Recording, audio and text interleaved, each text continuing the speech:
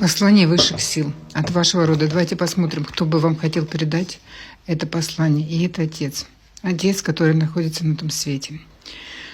Он бы хотел вам сказать: мой дорогой ребенок, я хотел бы тебе сказать то, что уже не успела. Часто думаю о том, как держал тебя на руках, как мы радовались твоим первым шагам. Ты всегда был для меня самым светлым, дорогим и родным человеком на свете.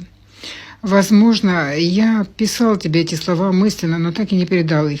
Очень сожалею, что не был рядом, когда это было важно. Но знай, моя любовь к тебе безгранична. Я часто хочу предупредить тебя. Будь осторожна в своем окружении. Далеко не все люди, которых ты считаешь близкими и искренними. Защищай себя и свое сердце от разочарования и боли. Даже если я не здесь физически, я всегда рядом с тобой. Оберегаю и направляю. Когда ты чувствуешь прикосновение ветра или замечаешь что-то особенное вокруг, знай, что это я.